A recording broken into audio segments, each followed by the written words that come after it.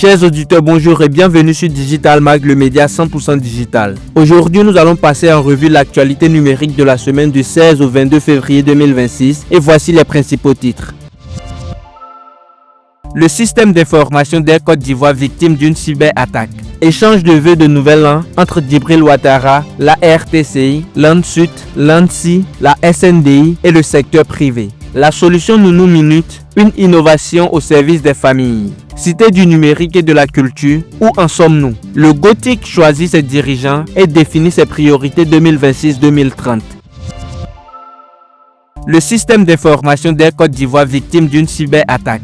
Air Côte d'Ivoire a été victime d'un incident de cybersécurité majeur impliquant une intrusion dans le système d'information et l'extraction illégale le 8 février 2026. Face à cette situation, la compagnie a alerté l'Agence nationale de la sécurité des systèmes d'information et l'autorité de régulation des télécommunications de Côte d'Ivoire. Air Côte d'Ivoire assure qu'elle met tout en œuvre pour limiter les dégâts de cette intrusion.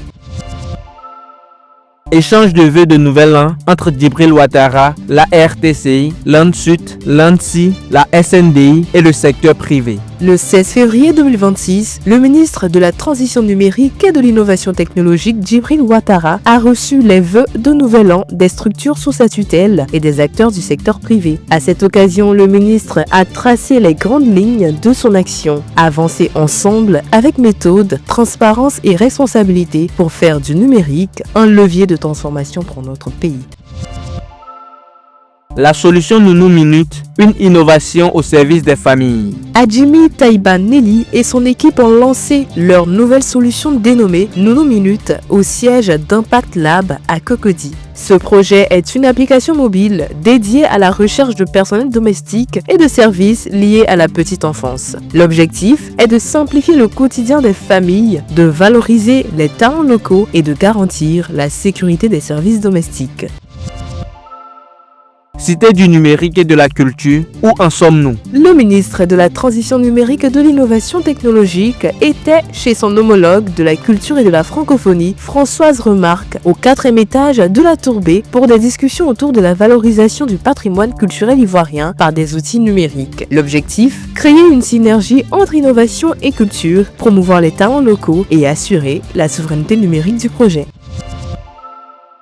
Le Gothic choisit ses dirigeants et définit ses priorités 2026-2030. Le conseil d'administration du Gothic, avec à sa tête Laurent Gnon, a procédé à sa première réunion de mandature, marquant le lancement officiel de la feuille de route 2026-2030, ce 20 février 2026, à la maison de l'entreprise à Abidjan. Cet atelier avait pour objectif de moderniser l'organisation, de renforcer le dialogue public-privé et d'accroître la compétitivité de l'écosystème ivoirien.